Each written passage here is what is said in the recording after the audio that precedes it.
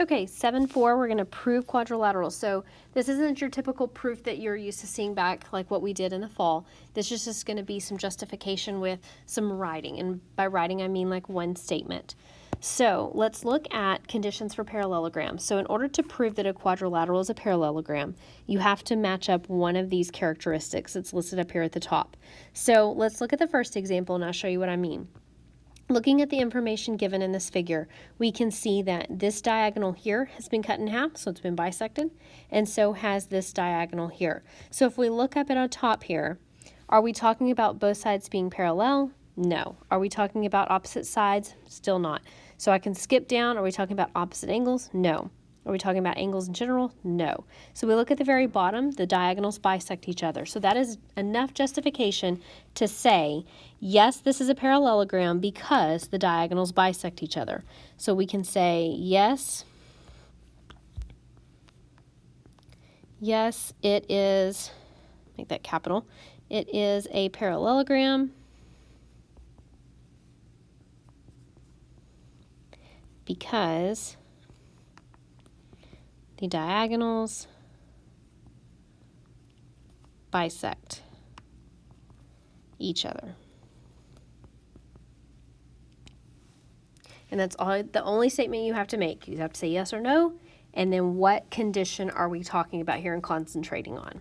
Okay, so let's look at the next one. Determine if this is a parallelogram. So again, let's look at the information given. We can see here that this set of opposite sides is congruent. That's what the tick mark means. But then there's another marking on this set, and that arrow means that they're parallel. So we know that some of those reasons exist. Let's look up here at our conditions. Does that show both pair of opposite sides parallel? No, it only shows one, so that condition's out. Does it show one pair of opposite sides and one pair congruent?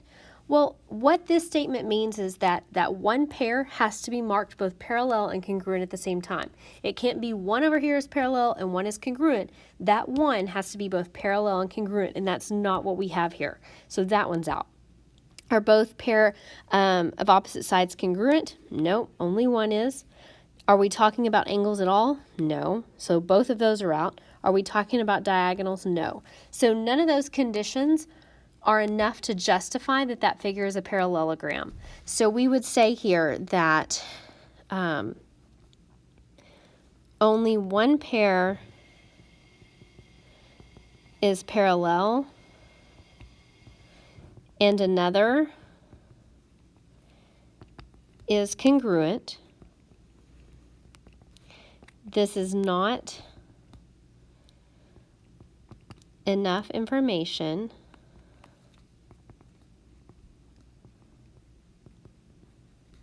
to prove it is a parallelogram.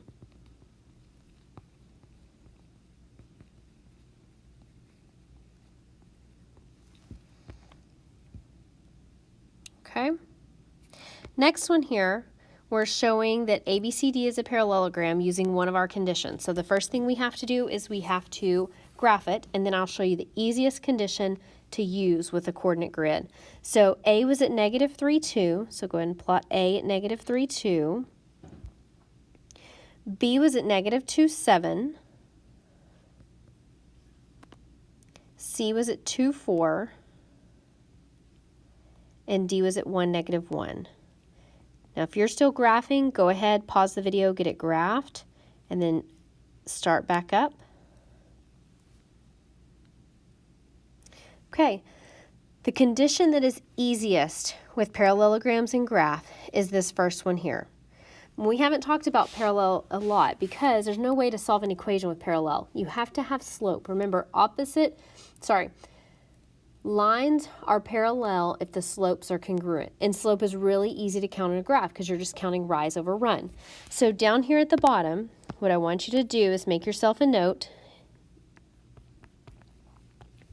that opposite sides are parallel. That's the condition that we're working towards in testing. And so what we want to do is find the slope of all four sides. And remember, we said opposite sides are parallel. So it's really easy to go ahead and list them out in opposite order. So what I mean by that is saying, let's find AB, and then let's find DC. And then let's find BC, and its opposite side is AD. So just kind of keeping those together, grouped together. So let's count the slope of A to B. So I'm going to zoom in. We can say it's 1, 2, 3, 4, 5, right 1. So our slope is up 5 over 1, which gives us a slope of 5. We can do the same thing from D to C. 1, 2, 3, 4, 5 over 1. Same slope, which is good. So we can say yes, one set's done. But remember, it says opposite side, so we have to prove both of them. So now let's do the other side, B to C. Well, it goes down 1, 2, 3 over 1, 2, 3, 4. So negative 3 over 4 doesn't reduce. We leave it like that. And we count from A to D, down 1, 2, 3, right 4, negative 3 over 4 again. So right there, we've justified and proven that opposite sides are parallel. And when you're trying to prove these parallelograms, you only need one of those conditions. You don't need all of them. You just need one. So now we have enough information. We can say figure, what did we name it? ABCD. So ABCD is a parallelogram.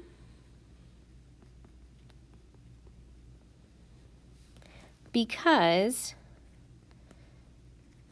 opposite sides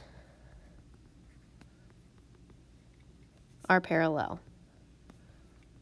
And that's all you have to do for that. No big long proof, but you do have to show me the work to justify which condition can be proven here. Okay, let's go to the next page. Now we look at how to prove rectangles and rhombi. Well, because those are parallelograms, we have to have an additional condition to prove for rectangles and rhombi. And so with rectangles, the easiest one to use here is this first one. It's the easiest one to prove because we know that if we're trying to find a right angle, we want perpendicular lines. And if we want perpendicular lines, we can work with slopes. Because if we have opposite reciprocal slopes, then the lines are perpendicular. So let's make a note of that to ourselves, saying here that we want lines to be perpendicular, which means we want opposite reciprocal slopes.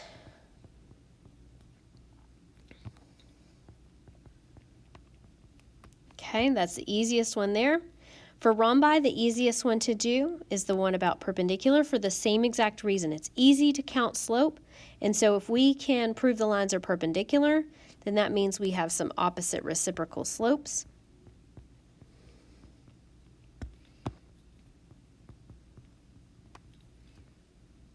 Which makes our proving part really easy. Now, if you're going to be finding a square and proving that a figure is a square, you have to have one from the rectangle and one from the rhombus section. So the two that I just highlighted are the two easiest ones. So in order to prove it's a square, you have to have information from the rectangle and the rhombus. Okay, last one here. Go ahead and plot those 3 points and we'll talk about this midpoint situation. So point A is at -6, -2. B is at 2, 8. C is at 6, -2. Now that's obviously not a quadrilateral because we have 3 points. It then says that AB has a midpoint of D.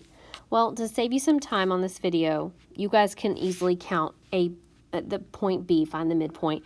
But for time's sake, it is at -2, +3. So right here. They also want a midpoint of BC, which would be point E, and that is at 4, 3. And point F is the midpoint of AC, and F is at 0, -2. And so let's connect the dots of quadrilateral ADEF. And we're not going to worry about points B and C. They just helped us with the midpoints. So our goal here, the question says, prove that it is a parallelogram. So we're going to prove opposite sides parallel because that's our easiest. And then we're going to prove that it's not a rhombus by proving that the diagonals are not perpendicular. So lots of slope here.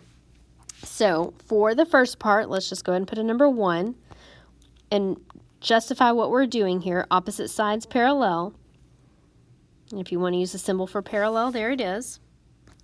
Okay, so we're going to be finding the slope of 4 lines. We're going to be finding the slope of all of our opposite sides. So if we have AD, the opposite side is FE. So AD, FE. Our other opposite set is DE and AF.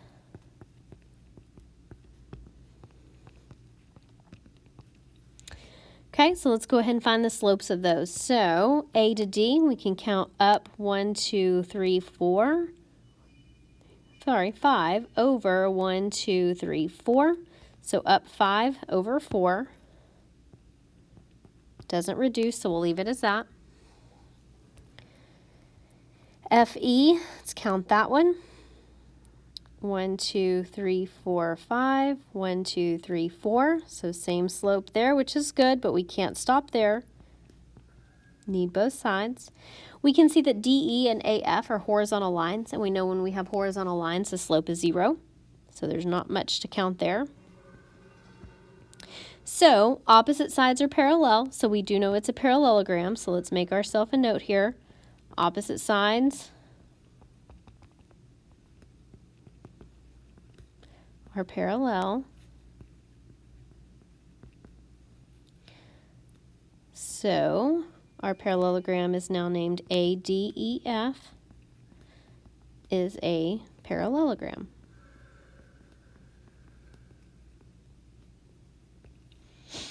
Okay, so that's statement 1. Now they want us to prove that it is not a rhombus. So in order to do that, we need to draw our diagonals in. So connect point A to E and point D to F, and we're going to find the slope of those 2 lines. So AE is the first one. And our condition for rhombus, we said diagonals are perpendicular, so let's go ahead and write that just for your note's sake so you have it.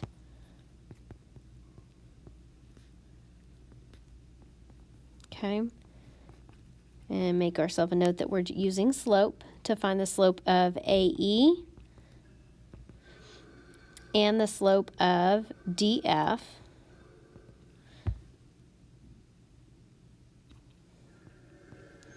All right, so let's count A to E, and I'm going to use the highlighter tool this time so it's easy to see since we have a lot of markings here. So to go from A to E, we go up 5 just like we did on that first one, and then all the way over.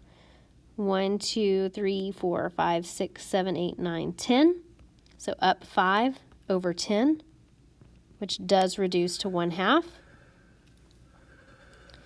And then let's count from D to F. I'm going to change my highlighter color. So we go down 1, 2, 3, 4, 5 over 2. Slope -5 over 2 doesn't reduce. Those are not opposite reciprocals. Remember, an opposite reciprocal, going back to when we talked about perpendicular lines, meaning that you change a sign and you flip the fraction. So things like 3/2 and -5 over 3. We changed the sign and we flipped it. Well, yes, these have changed signs. We have the opposite part, but they're not reciprocals. So we can say here that diagonals are not perpendicular, and I'm going to let you use a symbol here. So figure ADEF is not a rhombus.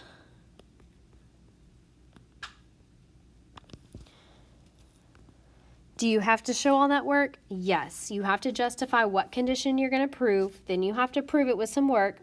You're going to be counting slope every time, which is really easy. So just count your slope and then write your statement, what it is and why. And really, you're just repeating your condition again.